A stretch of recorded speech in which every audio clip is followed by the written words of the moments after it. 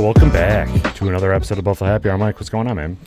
Derek, a few things, but first I'm going to start with a fact of the day. Per usual. Sure. Per usual. There is a entire town built under a rock. So if you've ever been accused of living under a rock, you'll feel right at home in... I should have picked a different one. Hold on. Sentinel de las Bodegas in Spain. Many of this tiny town's 3,000 residents live and work and play in a gorge beneath a huge rock outcropping, where homes are built right into the rock. It provides so much shelter that historians think this area has been occupied by human settlements since the Stone Age. And it's literally a giant rock overhang and then buildings built under it. So how does an architect or an engineer sign that off? Validate that isn't going to fall? Because if that falls, that's hundreds of people dead. Probably a lot of soil tests and then trying to determine if it's structurally sound enough to support its own weight. That's what I'm saying. So how do you determine if it's structurally sound enough to support the entire town? It's got to be stressful. Well, it's the rock itself that they're testing. They're not testing the town. The town's just built under it. But how do you make sure that the rock doesn't fall? Everything around it, probably. I think you're talking out your ass. Well, no, think about it. I mean, what are you going to do? Ask the rock? How you feeling today? Yeah. You know, like you got to... You're going to fall? You got to look at everything around the rock, right? Logically? I just don't know who would be like, yeah, this looks like a great place for a town. Apparently someone in Spain. I don't know. It's wild. Would you ever live there? No. Do you think that they're deficient in vitamin D because they're always in the shade? Probably not. I'm sure they get out there and walk around. Well, you said that they even play under a rock. How do you play under a rock? How tall is this rock above the town? I'm surprised that you wanted to do a fun fact of the day when you know that I ask absurd questions that clearly you don't know the answers to. I have to do it now. It's been weeks, man. Months, really. Well, welcome back, everybody. We are the Buffalo Happy Hour. If you're new here, thank you very much for joining. We are on YouTube, Spotify, Apple Podcasts, Stitcher, iHeartRadio, Amazon Music, literally everywhere else that you could potentially ever get your podcasts from. So if you're new here, thank you very much. Consider subscribing, leaving us a like on this video. Leave a comment. Let us know what a favorite part of today's video is or what whiskey you would like us to review next week. Speaking of that, if you're a part of our Patreon, you already know what whiskey we are going to be reviewing next week because we told you. The good thing about being a patron is that you get to have notification of what whiskey we're going to be reviewing next week. That way you can have input on what we say.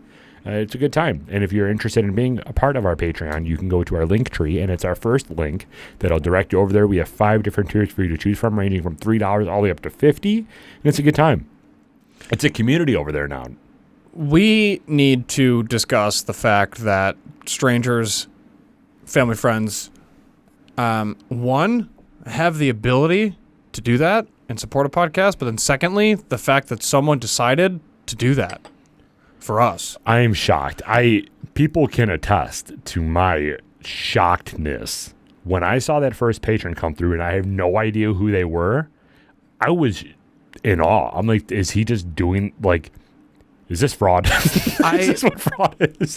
Well, my initial reaction when you texted me, you're like, do you know why I'm asking this question? And then I looked at our email because the next thing you say is, did you see our email? Yeah. Then I did that, saw the notification via the email they sent, and then just raised my glass. Like, cheers to you as a human being that you decided that it was worth your time and money to invest in us and this show. God bless. Like, grateful's a word that's thrown around a lot. However, it's real. Like, this is a concept that's very real and very strange. Like, someone gets out of bed every day and goes to work and earns money. And then like 40% of it goes to taxes and they keep the remainder. And they do that every day.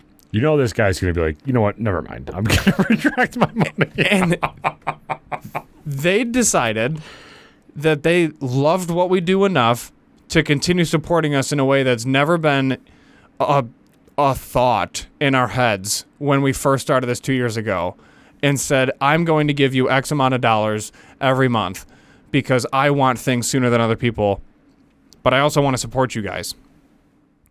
That's insane to me. Yeah. Insane to me. So thank you. Well, we always made a joke that we would never quit. We literally can't now. Right. Because this is like a thing. So We were joking that it was going to be a blank end screen because no one would support us. for like 30 years. Yeah. And we didn't even get past a day. And No, we already have and I people. had to make a joke where I texted you. I was like, hey, did anybody sign up for Patreon yet? Like, obviously the answer is no. And then you're like, nope. And then 31 hours later, the email shows up. You have a new Patreon. I'm like, what? God? Like, what? What is going on right now? Like, this is he's insane. close. He's basically God. Yeah, you're the first. Like, there's only one of you. That's insane. So thanks, man. And a stranger. I still can't get over that. I still cannot get over that. I'm literally speechless. So, dude, thank you so much. You know who you are. Your name is going to be in the end screen, so everybody knows who you are now. But thank you. I'm going to laugh when it's like, that's their middle name, and then we actually know who the person is. Right? But that's fine. Right now, that's not important. If we do know you, don't tell us. Just let it ride out because I'm on this high right now that we actually can impact somebody that we don't know, and I'm just loving life. So Yeah, everything's fine. thank you Yes. for real. Now, everyone else, what do you? You're gonna let a stranger? No, I'm just kidding. I'm just kidding. Thank you, everybody. Appreciate you. So what are we gonna talk about today, friend? The fact that we have a Patreon and it was worth the last 730 days. Right. So, and yes, I just used my calculator to get that number right because I'm mentally fried. Leading us into our weekly recap. I am mentally fried. Yep. I forgot to close the gate to my backyard and my dog escaped. So that was fun. And then he almost went to the pound and I immediately thought of every Disney movie and how they, what's the word?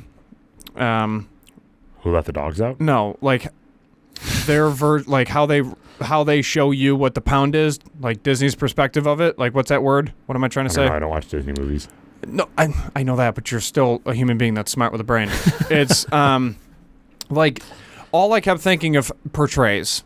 Thanks, Derek, for all your help. How Disney portrays the pound, and I'm like, Sam's going there. Like, that's horrifying. So basically, what happened is I cut the grass. I was doing, 3 things, 4 things at once. We work, I don't know, 50 hours a week. More than that, dude. Hold on. 50 hours a week before our normal podcast tasks. Like, all the things. Follow-up, recording, editing, which is like its own part-time job at this point. All the Yesterday interviews. we worked from 7 a.m. until 9 p.m. Yeah, but that was just on ground. We got there. We get there a half an hour before everything, and then we set up everything. Then we actually work for the duration of the event, and then there's stuff to do after the event. Then we go home. Which we should talk about the event because the event was awesome. Yeah, so we're easily 65, 70 hours a week work, and then we're still trying to figure out what's going on. So I'm cutting the grass. I have 2 side gates that enclose my backyard, just like anybody else who's got an enclosed backyard, 2 sides of my house. The one side was left open for like 2 days. He goes out, he comes in. He goes out, he comes in. I forgot. Like, didn't even think about it because for the last 2 days, well, it's never been an issue. Right. So then all of a sudden I get a text from Colleen, and I don't look at my phone at work because I'm with other human beings. Like, I'm not using my phone. Check it afterwards, after the appointment, and it's a long paragraph. And I'm like, it's 10 o'clock. Like, this isn't normal. So I read it, and it's all about Sam getting out. And he got out because he was curious, and that's, like, he's a dog, but he's curious. Like, he follows his nose. So he's trotting around, no collar, no harness, no leash, nothing, just outside. Leaves the backyard, and then he goes to his corner that he looks at every single day, but now he can, like, walk there. So there goes Sam, and he's walking. So my neighbor sees him outside and doesn't know whose dog it is, which that kind of blows my mind because it's Sam. Like, Right. he's always outside. Like, that doesn't make any sense. You see my backyard every single day, which is literally where he goes. Like, he doesn't go to the bathroom in the front yard. So, whatever. Neighbor takes him, puts him in his backyard, calls animal control. So Sam's in this stranger's backyard, and That's heartbreaking. the cops are showing up, right? Like dog cops. And Colleen's outside looking for him, doesn't know where he is. And all of a sudden, the neighbor leaves their house, goes up the road to leave the neighborhood, and sees Colleen looking around. And the neighbor goes, "Are you missing your dog?" And she's like, "Yes." And he's like, "He's in my backyard. I called animal control because I didn't know whose dog it was." And she's like, "Okay, got it. Are you right over there?" And he's like, "Yep." And she's like, "I'm going to grab the leash and I'm going to get him." And she's like, "Okay, sounds good." So Colleen goes over. Sam sees Colleen. Mom walks to her, tail between his legs, ears back, glued to his head, and then tail between his legs the entire way home. Goes home. I come home from work, middle of the afternoon, work's over with, walk in the house, and he looks at me and his tail's wagging because he's happy to see me. And I go, "Sam, did you get out today?" Ears go right back to, dude, this is hours after it happened. Because this happened at like 9 a.m. And now he's seeing me after work, and tail's just like little nubs, little wags, and then his ears are glued back, and he's just looking down, and he still knew.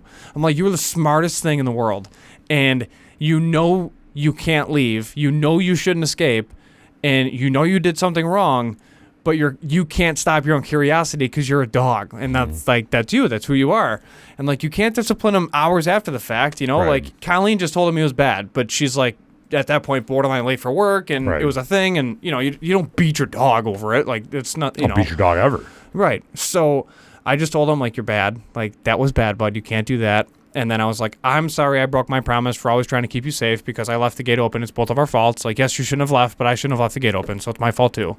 So we'll snuggle as a family after. So I was like, but you need to give me a big hug. And he, no joke, was sitting, listening to me, and then stood up on his back legs and then tried to put his arms on my chest. And I was like, I can't with you, man. Like, how do you know that? Yeah. Like, how do you know what I'm saying right now? But he knows. Like, he's the smartest thing in the world. And this is like the third time it's happened. Because I'm mentally shot, dude. Yeah. Like, in meetings, if I don't take notes, It's gone. 11% of what's spoken stays and the rest is just shot. Like, I have to be a note taker because I just forget things. So it's, you know, we're adapting. And then I told Colleen, if you see the grass is cut, which is obvious because the grass grows like a weed, so it's obvious when the grass is cut, double tap it, walk around. Like, if you let out Sam, go in the backyard with him and check the gates. Like, help me because I'm smoked. I'm working 60 plus hours weeks. Like, what do you want me to do? And then if we podcast after I go home and keep working because there's so much to learn, and I'm just like, I'm not going to do well if I don't know what the hell I'm doing. Right. You know? So, like, there's that. And it's a zoo. Does your mind go, because if something ever happens, my biggest fear, you know that my storm door doesn't close very well. Yeah. Or it didn't. I fixed it, but it didn't close very well. So my biggest fear, I actually developed OCD over it to where I had to double check my actual door to make sure it was closed. Not because I'm worried about someone coming in and stealing stuff. I don't care if a burglar comes in and steals all my stuff. Yeah, 'cause you'll just shoot 'em. Yeah, I was scared about Cleo escaping when I was gone somewhere. Yeah. Because she would just she's got a bulldozer for a head. She'll just run right through the door. Yeah. And it didn't close very well before. So I developed actual OCD where I was going down my street, driving away, and then I had to turn back around to double check that I closed the door because I was so nervous that she was getting out. Because the only thing that plays in my head is her standing outside on the steps of the front door, looking up, being like, why don't they want me in anymore? And it just makes me so heartbroken. Did you have that same thought with Sam? Well, I was sick to my stomach. I Yeah. texted Colleen. This is verbatim what I said to her. We don't deserve dogs at all. No. So I said, okay, this is what I said to her. I said, all I think about is the pound and Sam being in there and how Disney portrays it, and I can't stop like wanting to cry. That was at 10 o'clock this morning. And then she said, I know, me too. I said, as upset as you are with me, don't worry, I am 100 times more upset with me than you'll ever be. And she's like, I know you are, and I know you didn't do it on purpose. I'm like, of course not. Then she sent a heart. I sent her 4. And then I said, did you discipline Sam, or did you just bring him home? And then she said, he had his tail between his legs the entire walk home, and I needed to leave for work, so I just told him he was bad. I was like, it's not his fault. He's just curious. He shouldn't have left, but he can't help it. Like, he knows. Thank you for not hitting him. I was like, I just want to go home and be with him. I'm sick to my stomach. That's literally what I said. And then she's like, everything's okay now when he's home. I was like, I know. But, like, the same thing. I know he's smart enough to assume the risk. He knows the traffic on that side. Like, he only looks at that one spot, and it's because he wants to go see it. So if that gate's open, that's exactly where he's going to go. And he knows there's, like, no traffic over there. There's been deer over there, like, a couple times, and he doesn't bark. He loves everybody. Like, he's such a good dog. And then I was like, what if he's in the pound? Then I'm thinking about him in the pound. And he's just sitting there looking at like, what's going on? Where am I? And I'm just so like, I'm literally going to cry. Like, I can't think about my boy in jail. And I was telling him, I'm like, dude, you were going to go to jail today. And then he's just like looking at me. I was like, this isn't good. I was like, they have no toys over there. Yeah. They have no toys in jail. And then he ran over and grabbed his toy. I'm like, I can't. I was like numb for like 2 hours, because then when she like in her paragraph, she's like, I didn't know where he was. I'm like, and I know that feeling, because when she was at work, that was it. And then I saw him like 3 houses down sniffing on the lawn. He was just smelling sniffs. You know, that's all he was doing, is just sniffing sniffs. I'm like, dude, you're harmless, but people don't know that. You know, some people drive like animals on the front. So you don't keep your collar on, Sam, even inside? No, yeah, me either. Like, because there's that whole strangle thing when he was crate training, and like there's dogs that have strangled themselves on their collar inside their crate trying to get out when they're puppies. So we didn't do that. And then the only time he's got a collar on is if people come over and we want him to like wear his bandana, so he's like part of the party. Yeah. Like if it's Bill Sunday, then he put his Bill things on. But otherwise, no. Like the only time he wears his collar, harness, and leash is if he's literally on a walk outside the house. Yeah. But if he's just in the backyard, like no, he's naked. Yeah, that's what Cleo is too. And ours isn't gated up front. Yeah. So whenever she goes outside, I'm always nervous of like someone walking their dog. Yeah. Down and the she street. takes off. And she's been really good lately. She'll just stare at them and then like look at me and then stare at them and then look at me. And it's that whole Bill Burr skit. Like if you start like showing emotion, the dog's gonna show the same emotion and start freaking out. So if I'm like, oh my God, Cleo, come here, she's gonna be like the ears are going to go back and she's going to take off because she thinks that person is a danger to us. But if you're just like, all right, good girl, come on, let's go inside, then she'll just come. Yeah. But it's so heartbreaking. I heard something the other day that said, like, when you're single and you're alone, one, that's depressing, but that's not what I'm getting at. But if you're single and you're alone, you don't have any dependents, you don't have anyone that, like, a girlfriend or fiance or wife or whatever. Or kids. Your happiness is like, it goes from a 1 to a -1, because the worst thing is only happening to you and the best thing is only happening to you. So you're only going from like a 1 to a -1.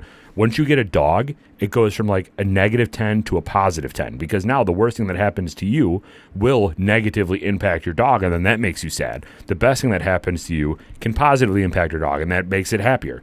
Then it goes on from there. Like wife is like -20 to +20. Kids are like -50 to +50, because your circle gets so much more dependent on you as a person that your negatives, yes, can be much worse, but your positives are like, you were at a 1 when you were single. Now you can get up to a 50 of how happy you are. But conversely, if things start going wrong, you're at a -50, you're going downhill. Yeah. And it's so true with dogs. Your happiness is just like through the roof. And people always say like, I would never be able to get a dog because I could never live with putting it down. And I'm like, yeah, I get that, but the other 14 years of your life, you're at a different stratosphere because of how happy you are because this dog is with you. I just don't understand how people can't have pets, or have pets that are like outdoor pets. Never understood an outdoor cat. What are you doing? Well, the cat's never home.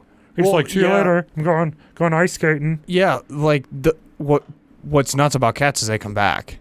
Outdoor cats come back, and a lot of it is because of food. Well, they also have like 75 lives, so they can die and then just come right back and be like, yeah, what's up? That was scary. I'm here. Yeah. Cats and dogs are literally apples and oranges. They're two different animals altogether, and cats want to do nothing but kill everything. Yeah. I mean, cats are they're a different breed. Weird. Yeah, I'm not a cat person. I'm a dog person. But I don't even understand how people can, like, not want their dog to be on the couch or in bed with them. Yeah. Like, it's just, it I don't boggles care. my mind. Yeah, it's my dog. Like, he's my best friend. I get mad when I have to go to Home Depot and he's not with me. Yeah.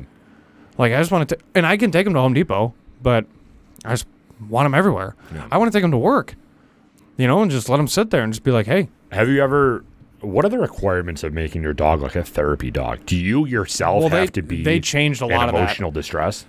They changed a lot of that. Did they? Because everybody was, my peacock is an emotional support animal, and I'm going to take it on the plane, and it's going to sit first class. It's like, it's, and then it's just going to walk up the row, up the aisle of the plane, just showing its feathers. Like, I want another bag of chips. Get into my seat. Yeah, like, what do I got to do?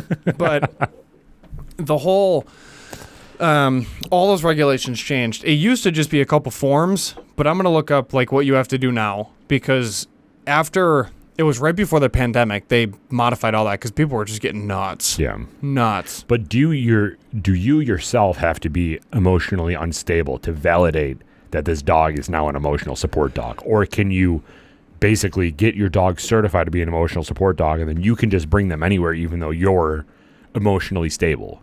I'm literally putting in Google, do you have to be a mess to have an emotional support dog? And I'm going to see what comes up. Emotional support animal, $69. It's a 3 easy step registration. That's the first thing that came up, but that's an ad. So hold on. The work or tasks performed by a service animal must be directly related to the individual's disability. It does not matter if a person has a note from a doctor that states that the person has a disability and needs to have the animal for emotional support. So it has to be me, myself, having some sort of emotional or mental disability where an animal needs to help me personally. Yeah, it needs to warrant the animal, correct. So if you have a mental health disability such as severe depression, anxiety, PTSD, bipolar disorder, ADHD, or other psychological disorders, you may qualify for a emotional support animal. It's, let's see, it is well documented that support animals provide therapeutic benefit. Yeah, I got it. So what qualifies a person? To qualify for a emotional support animal in the U.S., so everywhere else, don't know what to tell you. Sorry. Its owner must have a emotional or mental disability that is certified by mental health professionals, such as a psychiatrist, psychologist, or other licensed mental health care provider. These may be invisible disabilities. So Autumn Leaf, hook us up, and I appreciate it. Thank you. Because if anybody knows by now who's a train wreck, it's two of us sitting across from a table. Have you ever thought that my sister, Autumn Leaf, and I talk about this all the time because we were hypochondriacs for a very long time, but still are. Have you ever thought that, like, if dogs can detect whether you have a severe illness, like if they start licking... Yeah, they want to nurture you? Yeah. Yeah. And then Cleo just comes up to me and starts licking me. I'm like, what do you know that I don't? No, that's never happened. I just think she licks. Yeah, no, I know. But like the one time she'll like lick my chest and I'm like, are you telling me that I'm going to have a heart attack in like 5 minutes or what? But it's crazy how much they know without even you, like dogs, without even you telling them. Like you can even be anxious and Cleo will just walk across the couch and just lay across my chest. And I'm like, I don't know what I did to deserve you. Yeah, nothing. We don't. And we never will. Talking about dogs makes me want to tear up all the time. All right, changing subjects. Let's talk about the event that we worked. Yeah, cats. Let's talk about... No, I'm just kidding. Yeah, events. So, that was awesome. It was a lot of fun. It was a lot of fun. So, Mike and I, as you guys have known, we are now filming different events. We're trying to incorporate Buffalo Happy Hour, the brand, into as many small business oriented events as possible. Not the podcast, the brand of Buffalo Happy Hour. We did an event not too long ago with the Western New York Brewers Association and the New York State Brewers Guild to film the Western New York Brewers Fest at Buffalo. It was a great time, Canal Side. It was very busy. It was actually packed. There was 45 plus breweries there. We recorded over 100 videos, and it was a great time. I am still swimming in the edits. It's going to take me eons to do, but that was a very, very fun event. We didn't even get to have beer at all. I was like kind of upset about it because I was so parched, but It's a blessing. it's a blessing, yeah. And we were so busy. Yes. We were interviewing people. We brought the new lens that we have on the cameras right now, and the video quality of what we do has skyrocketed.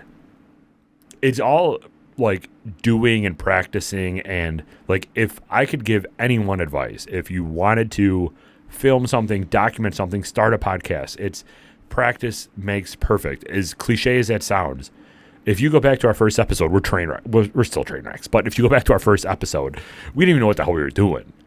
But practice makes perfect, and just stop creating excuses and just do it. We didn't have any filmography experience, cinematography, videography experience. We were just like, hey, we'll do this for free. Eventually you'll pay us, but we'll do this first one for free to show you what we can do, and then we'll just grow from there. We've done that event. What were your thoughts on that Western New York Brewers Fest? It was a lot of fun. It was really cool. It's a super spreader event, but that's fine. It was outside. So it was cool to walk around, be in a zoo of people, and they respected what we were doing, which was wild. We've never seen that before. Like, generally, people are oblivious. To be fair, I was surprised they weren't, like, all half in the bag. Right. But we showed up with cameras, and people would walk around us so they weren't in the shot. I'm like, this is not, like, is it because everybody's got a cell phone and everyone's annoyed about that one guy that walks while you're trying to take a photo? Probably. But it's really cool that they're now giving us their respect, and they're total strangers. We don't know who these people are. So that was neat. And then it was cool to see other people recognize us because we were obviously branded. Yeah. So that was cool. Like, president and co-founder of Big Dish, he's like, hey, man, what's going on? Like, so glad you guys are here. Like, enjoy it. You know, like, all this is going on. I was like, wow, that's really cool.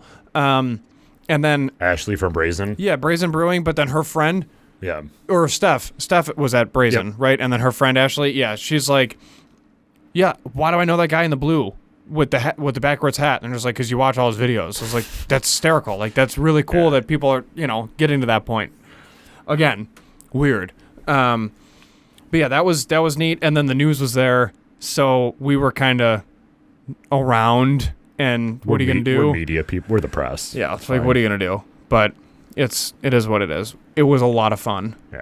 But so kind of going off to the suggestion of what I just said not too long ago is that practice makes perfect, is we went into that event kind of blind because you and I, one, didn't know the layout of the space because they honestly really didn't either. This was the second time that I was at Canal Side. So it was all kind of up in the air. We went in blind, and with us being still new at filming these type of events, we didn't have an outline. We just filmed as much as we could, which, yes, is technically a beginner's mistake, but the more you film, the more content you have to make into a video that is serviceable. That was a great event. But then we upped our game because there was another event. Tell them about the other event. Nickel City Pretty hosted a mocktail event, which is a non-alcoholic cocktail. 6 different establishments from around Buffalo met at Hartman's and had a competition that was not free. People bought tickets on Eventbrite and everything else, and they voted on, 3 of the 6. Each person got 3 votes. I'm not sure. I'm not sure the logistics. Yeah, it was either 1 or 3 votes that each person got, and then you were allowed to try all 6. And they came in like little cups, and people showed up at Hartman's, and then we were there with we brought everything, but then we brought in a small sample of our equipment just to make sure we could capture what we could capture, and literally ran around and got as much footage as humanly possible. And we kind of have a mindset of like B-roll footage, slow-mo, and then we're now at the point where we're thinking about what is someone's experience in their eyes when they walk in the door. So you're going to see the guy tear tickets or like tear bracelets that you wear to go to the bar. Capture it. You're going to see people vote. Capture it. You're going to see really cool cocktails being made. Capture it. Like the whole experience, but then also mindful of someone's privacy where you're not just like, hey man. Right. Like, so you have you're getting footage, but then you're also being mindful of your frame and keeping it below their eyes, so you only see like cheekbone down. Like, it's really cool to kind of have that power of, I'm going to respect you, but I'm still going to capture the fact that you're having a blast. By the way, your outfit's on point. So, like, you're going to, because everyone dresses up when they go to Hartman's, which is really cool. But it was neat. I mean, it was really cool to walk around, no pun intended. It was really cool to walk around and capture as much as possible. And then you get random comments of, hey, can you take our photo? It looks like you guys know what you're doing.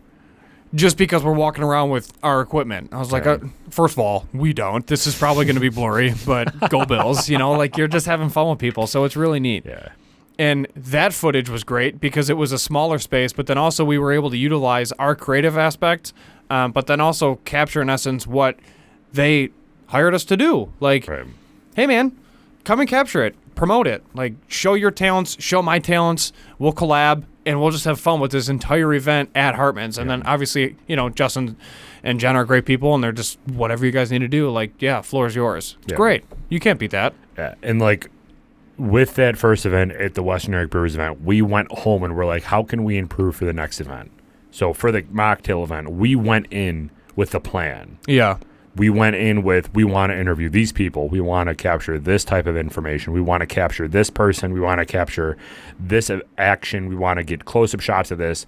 We recorded with the edit in mind, which I think is huge Way for better. the way that we did things with this event compared to last event. Yeah. The Western New York Brewers footage will come out great, but the amount of stress that was put on us to capture everything was significantly higher because we didn't know what we needed to capture. Yeah. Whereas during this mocktail event, we knew what we needed to capture, and we did it very well. Agreed. The only issue with this event was that lighting was tough.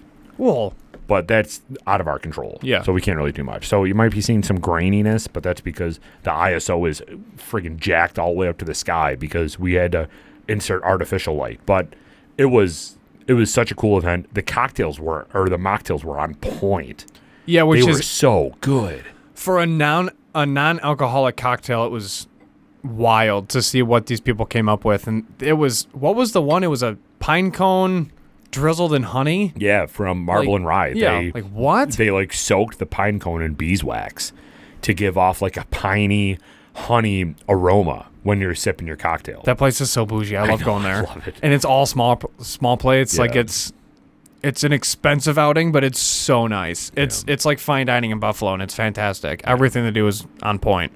So if you guys aren't aware of her, Nickel City Pretty, go follow her on Instagram. She she's a sweetheart. I love her. That's her already. handles, Yeah. Nickel City Pretty. Yeah, the event was awesome. It's probably going to be an annual thing. Yeah. I hope it's an annual thing. And she does other stuff as well. She's like a lifestyle blogger. So if you are interested in that, go give her a follow. She's a great person, and she put on an amazing event last night. No doubt. First beep. It's not programmed. I mean, what? How much time are we at? Yeah, there you go. How much time are we at? 30-something minutes. Mega fan's gonna literally be upset. 35 minutes.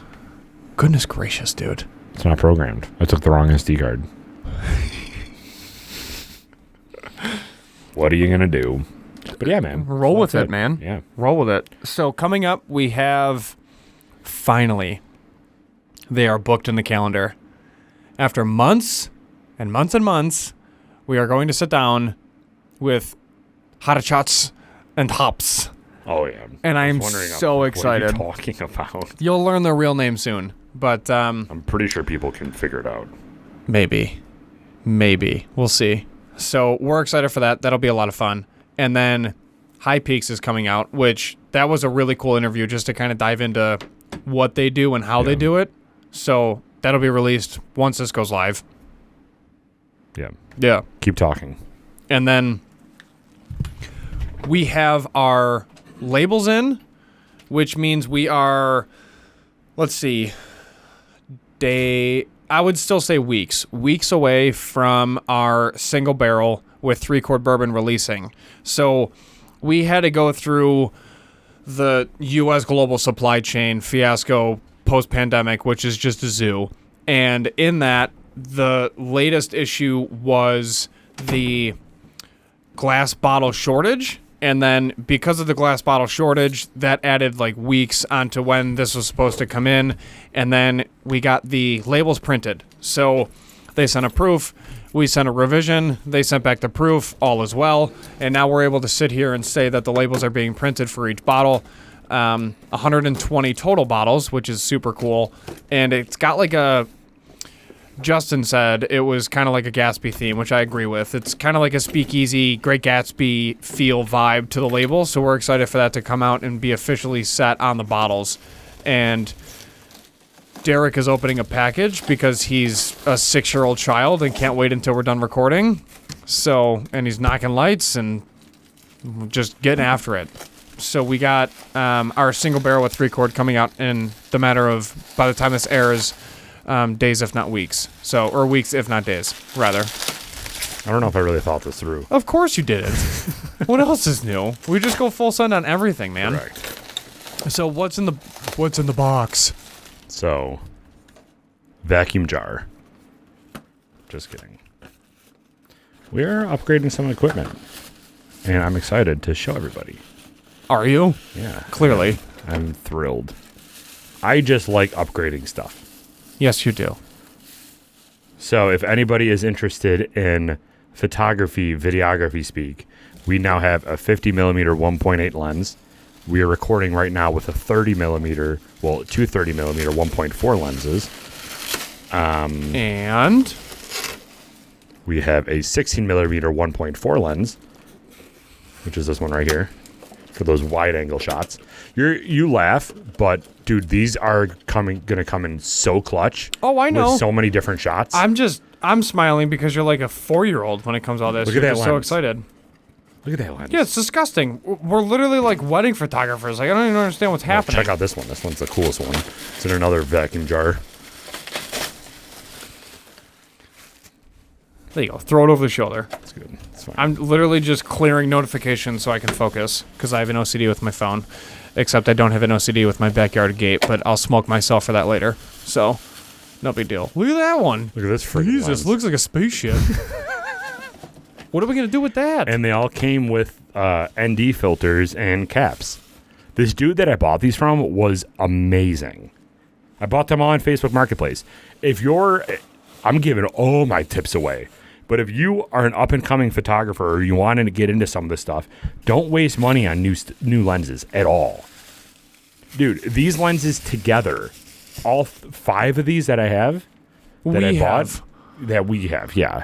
All 5 of them that we have is new, has to be $2,500, $3,000 new. Yeah, if not more. Dude, these are wild, and they all came with filters. This thing is sick because this is an 18 to 105 lens. So this is going to be like super wide angle, but then you can get really close detail shots. So this would have came in clutch last night at the mocktail event. Yeah. It was supposed to come in yesterday, but it didn't. But why does this have a Sony cap? This isn't a Sony. I'll hit them. That one has a Sony cap too. Yeah, I knew that was a Sony. But it's a Sony. Yeah. This is a Sony. Would you look at that? I thought that they were all Sigmas. I even made out better than I thought I did. Oh my God. But yeah, so these lenses are going to come in absolute clutch for any type of events that we do. When you're filming, we dove way too deep into a lot of this stuff. Duh. And when you're filming a video, I got to clean all this up after. When you're filming a video, you should get angles of different focal lengths, different zooms, different all that stuff. With our Cameras? With our kit lenses that came on the cameras, they're 16 to 50 millimeter, 3.5 to 5.6 focal length. Those are decent lenses for starters, but you don't get that blurry background and all that stuff. That's why we upgraded to these lenses at first, these 30 millimeter 1.4s, which give you that blurry background. So like behind Mike, you know it's back there because you've been following us for 106 episodes at this point, but you can't really see it. Like you don't get a lot of the detail. That's adding to the shot every single time. This thing now has a fixed aperture of an f4, So when you zoom in on the kit lenses that we used to have, when you zoom in, it would change from a 3.5 to 5.6. This is fixed. So I can zoom in all the way to 108 millimeters and it still maintains f4, which means I can get so close and everything will be blurry. It's going to be beautiful. I am so stoked for this lens. But now I'm done. We bought everything that we needed to. We're done. So I got another lens coming tomorrow. Let me tell you about this one. No, I'm just kidding. That's what happens. I'm so excited. That's what about happens. This is it. So, yeah, our content's going to be sweet going forward. So, if you're excited to see that, then hop in. You know, I mean, we got seats on the train, put it that way. Yeah. If we were doing... Do you want more whiskey? Are you good? I'm good. Okay. If we didn't do this videography stuff that we're doing now, we would have had no reason for these. But since we're doing this, we need to have options the for ability shots. to do different shots, exactly. Yeah. Or else this footage is not going to be engaging. So that's how I justify this. And the discounts on these from Facebook Marketplace, unreal. I hope that they turn out good. I hope that they're actually good lenses. But like, look at that thing, dude. That thing's enormous. I am so excited. I can't wait to drop it. What? I think this is actually an ND filter on here. Is that break it? Hello? I don't know. This is a filter, right? Probably not. No, it has to be. We'll play with it. Yeah, it's a filter. Whatever. Anyway. So what else is going on, Mike? This is what happens every time Derek gets a package off Amazon or in general. He just like goes through all the things, reads everything, and then stares at it, and then just goes outside like a little 4-year-old and just walks around with his new toy. Yeah. I'm going to walk around the neighborhood with this thing, and I'm going to be like zooming into people's windows and everything. Yeah. Be like, hey, Add a little more milk to your granola. when did you get a Peloton? But yeah, I'm very excited for these. I think this is going to be sick. Hell yeah. Cheers. So if you didn't watch this past Wednesday whiskey review, we reviewed the Sassenach whiskey. It is from one of the actors in Outlander and Men in Kilts. So if you're interested in hearing about it, we were both pleasantly surprised with how it tasted. When you get actors and famous people involved in whiskey, sometimes whiskey enthusiasts get a little skeptical because now they're just trying to sell themselves or sell the whiskey for much higher just because they're on it. Sell yourself, son. But yeah, this actually turned out pretty good. You sure you don't want any more? Yeah, positive, man. All right. You're good. You enjoy it. So you talked about what we have coming up. Yes. And then I talked about the update on our single barrel with 3-chord. We did not talk about the Addies event, which we really haven't talked about a lot, like at all.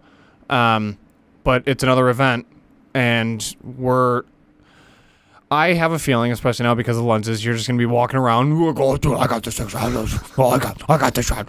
I'm going to go stand over on the top of this shelf and zoom in on this chick's hair. I wonder if they would let me get on the roof. Oh, my God. And then I'll be behind the table networking and promoting and discussing, and it'll be fun. So Addies is doing their yearly giant blowout event and invited us to be a part of it. And the distributors have booths, we have booths, and we're going to go there. And they have different private samplings and tasting events that are going on. And we're fired up for that because the reps are now realizing that we do whiskey reviews, and they're helping us out, which is great. And then it'll just be a way for the Northtowns to hear more about Buffalo Happy Hour and all the tiers of things that we do. So I'm excited to have those conversations. That's on a Saturday morning, and it's going to go until the afternoon. And we are good to go for Sunday for football. Oh, yeah. And tonight is a Thursday, so basically immediately after this, there will be some computer work and Thursday Night Football because Trevor Lawrence is playing Joe Burrow. So, being a Clemson fan that you are, what is your reaction on Joe Burrow or Trevor Lawrence so far? So, what do you think his problem is? Partly the system, but a lot of it is there's nothing around him. His offensive line is not great, and his weapons are... He's got, a receiver. His go-to running back is out for the season. He's hurting a little bit. And that front, Joe Burrow's got, a stacked offense, which is nice, but Joe Burrow also has a year in the league on him. Yeah. So there's that. But Kind of. Joe Burrow also died. Correct. To an extent, he blew out his knee. But, yeah, I have no qualms with how Trevor's performing. Like, sure, did you want him to come in and do, like, Patrick Mahomes things? Absolutely. However, Do you think if he cut his hair, he would play better? No, Derek. Golly gee. He's made a couple rookie mistakes, no doubt, especially the one pick six that he had last week, but he's also made really, really difficult throws. Yeah, that's why I'm excited to watch tonight, because I haven't been able to watch him or Joe Burrow in a long time. in a while, because they're not prime time. Right. So when else am I going to be able to watch that? And if I put on a 4 o'clock game, it's always friggin' Miami or New England. I hate watching them. I know. Especially because I hate Miami, and Mac Jones is an idiot. So I just don't like watching them, even though this week's game is going to be really good with Mac Jones and Tom Brady. That's going to be a very interesting game to watch. But all the rookie QBs are struggling this year. Every single one of them. Yeah. None of them are playing well. Justin Fields literally had like 7 total yards. Well, yeah, it's the Bears. Same thing. I don't think that they have an elite receiver, though, and a good running back. They should be much better than they are. Yeah, but their they're not. quarterback room is terrible. And they have an elite defense, or like a pass rush defense. I'm They should be convinced significantly it's got to be coaching. Oh, yeah. 100%. Well, you see, Sam And the Darnold leaves coordinators. the Jets, and he's a star again. The OC in Chicago is horrendous. And I know your feelings. I know your feelings on Dable. Mm-hmm. But things could be worse. Dude, we scored more points than the AFC East combined It's last wild, week. isn't it? It's wild. What are you upset about? I'm convinced you just don't like him. No, I told you what I'm upset about. I just think that he makes some terrible calls in some clutch situations, and last week and Miami were easy games to play for. What if they weren't Plan his for. calls? What if somebody else interjected and overstepped and said, no, we're not doing that, we're doing this? What if that happened? I mean, it And could. it's not Dable's fault. How do But we know? he's the offensive play caller. So who Doesn't would, mean anything. Josh Allen audibles all the time. Yeah, but There's that. McDermott could be like, nah, we're going to risk it. We're just doing this now. Who knows? I mean, maybe. I'm saying that the offensive play calling is terrible, and that's Brian Dable's job. So unless I have Even more last week? information, yeah, dude, you and I were driving back from Fredonia, and we were saying the game plan. We were saying Washington is a good team; they have a good front four. Yeah, but we So watch what we need to sports, bro. do, right? But if you and I can do that, so can Dable. I wouldn't expect him to call a terrible game last week because you and I knew the plays. Did you listen to our local sports radio on Monday after the game? Yeah, some of it. What They part? did nothing but praise Dable and his perfectly fine-tuned game plan that fit the entire game. But Even the literally- adjustments that Washington But made. literally, you and I made the exact same play I- calls We made recommendations, Derek. that were exactly the same. I said from the beginning, we need short passes. Beasley's going to get 15 targets. There's going to be short routes. There's not going to be any bombs. Wide and it's all receiver going to be play screens. actions. Yeah, that's exactly what we did.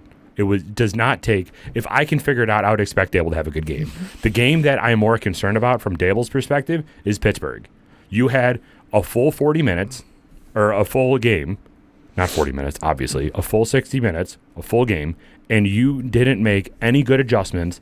And the adjustment that you did make for the 4th and 1, which was a stupid play call, sure, it could have been whoever's decision, but the offensive play calling in that game was terrible, and that's Dable's job, so I'm blaming him. Unless someone else comes out and takes responsibility for it, I'm blaming him because it's his responsibility. The offensive play calling when we were against a good defense was absolutely atrocious, and that's what I'm getting at. I think you just like blaming that I hate Dable. I know, but you literally do just hate I him. hate his play calling. Dude, you were so mad at him for the first since Josh Allen was drafted. Mm-hmm. And I literally because had I to don't think that his play calling is good. and I had to explain to you there's levels to what his system is. It's not just a play call. Sure. It's a system. And I told you, too, I like him as a head coach. He would be a great head coach because he has amazing mentor skills. He is a very good guy who can groom talent. But he should not be responsible for making offensive play calls because he's not a good play caller. Yeah, I don't mind the guy. 30 plus points. That doesn't matter, dude. What do you mean it doesn't matter? It's the NFL. But okay, it's so a I'll top turn that 1%. So I'll turn that back around. What you. about the defensive coordinator for the teams we play against? Are they all just trash then? So I'll turn that back on you. The 35 points that we scored against Miami, how do we know that it wasn't Josh Allen audibling from Brian Dable's atrocious play calls, and that's why he made 35 points? Because he wouldn't audible every single play. Well, same thing back to me. Why I don't like Dable because Allen wouldn't audible every single play. All I know is that there's some scored 35 terrible points. Okay, great, and that could have been all Josh Allen's audibles or his amazing decision making. So then, what about the defensive coordinators every single week that we play? Are they just horrendous and all garbage, and none of them should play? Because how would you attack the Bills' offense? You don't like. There's a good argument to have that Washington's play callers were terrible because they had zero answer for our game. We did the same exact play over and over again. Did the entire we game. Oh, yeah. Our offense? It was all screens, all short passes. If you do that, then you scheme around that. We didn't throw any long balls. We threw like 5. You're contradicting yourself. If we don't throw any long balls, then we don't throw any long balls. It's not just 5. All of that keeps a defense honest, specifically the run game, which is what I told you that one play where you're just like, why are we running the ball here? I'm like, to keep them honest so that we keep the passing game that is working open. You have to. You can't just go outside, because then they'll adjust the next series. So you have to change things up. It's constantly playing chess. Sure. But I don't think that the play call. So then what about? So why don't you bash all the defensive coordinators that we've played since Josh Allen was drafted? Because I do. No, you don't. You don't. You don't say any. You don't say anything about the opposing defensive coordinators. What does that matter? It's not our team. My argument is not about how everyone else is better than Dable. It's that his offensive play calling is not very good. That's my whole argument. So other defensive coordinators aren't. Then I'm going to give you the headset. You go. Okay, so this week we play who? Houston. Yeah. Not even worth the conversation because it's Houston Texans. All. Not at all. After that, we have the Chiefs. What are we going to do against the Chiefs? I don't know. I'll let you know after I watch the game this week. Okay. Listen, I'm not saying I'm better than Dable. I'm just saying that his play calling is suspect. You can't just go to the extremes and say, okay, you do it. I'm not saying I could do it. I'm saying Dable's not good. I'm totally okay with our offense, which has been in the top 5 offenses since he's been in his position, realistically, and since we've had our current roster. Like, our offense is great. It comes down to little executions that the players have to execute on. There's also that. And then, secondly, I think that's a lot of it, is the players have to execute. So if they slip up, it's the top 1% to ever play the game around the world. Right. They're going to blow it up. So it's not necessarily a play call. It might just be the execution on, like, there's levels to what actually the outcome is. So, I mean, it's the same thing. A coach can make a call, and then all of a sudden they're either the hero or they're a villain and they're going to get fired. Okay, so let me ask you a question then. 4th and 1 in Baltimore. Harbaugh looks at Lamar and says, are we going for it? What do you want to do? He's like, Coach, I'm going to go for it, and then I'm going to get this first down. He said, okay, God bless. I have total faith in you. He's praised a hero because he converted the 4th down. If he fails, what do they do for Harbaugh? Is he on the hot seat? Like, so let me ask you a or does the question offensive coordinator step in and say, we can't do that? These analytics came in and said this. Like, we're going to do this because I'm the OC, and then if we don't do it, blame me and fire me? Like, what? I mean, it's an NFL team. There's players, there's coaches, there's staff, there's people that find analytics, that run numbers, that do all this crazy to determine what they're going to do. I mean, you can't, to just single-handedly say, we have one of the best we scored 5 touchdowns with one player last week, and it's like, nah, play calling is suspect. I could have developed that. I just don't buy it. Like, there's so much that goes into it that blaming one offensive coordinator is just, I don't know. I just think it's weak. Okay, well, then let me ask you this. 1, you're basing it off of one game, which is Washington, that we had a good week. That's great. 2, Pittsburgh was terrible, and I think you can agree that Pittsburgh was terrible. And 3, at what point are we able to blame the offensive coordinator? Because everything that you just lined up, we're just supposed to say, if the team's good, the team's good. If the team's bad, the team's bad, and no one is responsible for anything because it can be anyone's responsibility. That's what you're telling me. Since we were 4, right? We went from everything's fine, we're in the Super Bowl, and then the drought for 17 years of our life, where we did nothing but have a revolving door of front office between coaches, coordinators, GMs, owners, like you name it. It was just a revolving door. There was no stability. Right. Dable shows up, and we have what we have. For me, it's very difficult to say he should be fired. He's not good just because he has suspect play calling, and I can't do his job, but yeah, like, he's not good. I don't like him. Like, from what we had with the talent we had, because The previous GMs and previous head coaches did bring a lot of talent. We overpaid all of them, but we had a lot of talent, but then we didn't do anything with them because there was no system, there was no culture, there was no continuity, there was nothing, and that was it. If we fired an offensive coordinator every single year because of I'm not saying we fire him. but I'm just dude, saying you've his play hated calling him isn't since good. he's been our Sure. offensive coordinator. Okay. I'm not saying we fire him. I'm just saying his play calling is not good sometimes. Like Pittsburgh, it was not good. Dude, you've literally said I hate Brian Daboll. Okay. I can't stand it. And I was like, well, what do you want, man? Like, we've scored 21, 28 points before halftime, which a lot of teams struggle to get 10 points consistently week after week for the past 3 years. For the previous 17 years, we've been horrid. Okay, that's fine. I don't care about the past 17 years. I'm talking about these past couple weeks or these past couple years. Our offensive play calling has not been good, whether it's Dable or someone else. We haven't. I don't know how it's not good when we score 30-plus points a week. Mike, I understand we score 30-plus points a week, but that could be because we have Josh Allen, Stephon Diggs, and we have an insanely talented roster. You can get by a terrible play call with an insanely talented roster. If you call fourth and one... But we haven't for 17 years. Listen, if you call fourth and one and you have an insanely talented running back there, like, I don't know... Derrick Henry. And you're lateraling it 7 yards back and you're expecting him to run 8 yards for a fourth and one. Sure, that's a terrible offensive play call, but you have a stellar person back there that can execute that. You're going to lateral it back 8 yards with Devin Singletary, who is known not to really bust through tackles, but that's your offensive play call. That's a terrible offensive play call. Another example. Hold on. Let me answer that example. Fourth and goal, give the ball to Marshawn Lynch. Everyone knows it's going to Lynch. Everyone knows it's going to Derrick Henry on a fourth and one. They're going to stack the box, blow up the play. You have to do something to change that to actually convert it. So what if everyone thought it's either going to Beasley or Diggs? So you get up to the line, and that's what the defense shows. Then give it to Singletary, because ever since we've been in this position, the defense is showing us this. We're going to give it to Singletary because it doesn't make sense. And if it doesn't work on a fourth and one, but you still have most of the field to your advantage and you have the top 3 defense in the league, you're willing to take that as an offensive coordinator because no one suspects it going to Singletary, who's 5'9", 5'10", 210 pounds for a 1-yard gain. Like, of course it doesn't make sense, but that's the point. It's because it's supposed to spread out the defense so that you can see what they're going to do. You can't always just do the obvious. Dude, it's fourth and one. Why don't you just do this? Because the defense is also, it's a chess game. I understand that, but statistically, that play does not make sense. That's what I'm getting at. Statistically, it does not make sense. You have one of the best rushing quarterbacks at a fourth and less than one. You wouldn't do a dive? You wouldn't run Josh Allen right up the center? No, I wouldn't. Okay. Because I'm also not going to try to get him hurt. Okay. Well, again, I'm saying that play did not statistically make sense. Okay.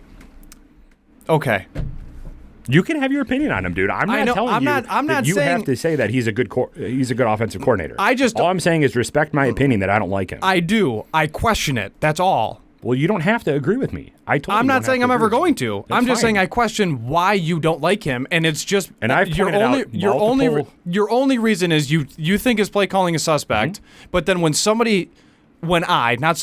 I bring up other football reasons around it at a higher than football or a high school football level knowledge base, which you do, to like, it's all of it goes away because there's all go away. There's so much more at play, dude. Okay. If they put 11 in the box, you don't just give it to Derrick Henry or Devin Singletary and hope that they can just get it. Like, there's everything that I mentioned comes into it. And then it's just like, it's still suspect. Statistically, it makes no sense. I'm not for it. Okay, but I just want to point out really quick that you are the minority in this situation because all of the NFL analysts that I've heard from agree with me that was the stupidest play call that we could have made in that decision. Tossing it back 8 yards for Devin Then why Singletary. do they praise him every single week for having a fantastic offense? Because maybe these other offensive plays were good. But in that situation, it was not good. Yeah, but you have one of those instances every week for 4 years. Every week, Sure. you hate him. Okay. and then you just revolve to one play in 2021. Mm-hmm. That doesn't make sense to me. That's horseshit. Well, it's fine. If you don't like him for 4 years, I need something more than one play where you say it's suspect in 2021. All right, I'll start writing down every single thing that I don't Go like about ahead. him, and I'll tell you next week. Love it. All right. Sounds good. Well, thank you, everybody.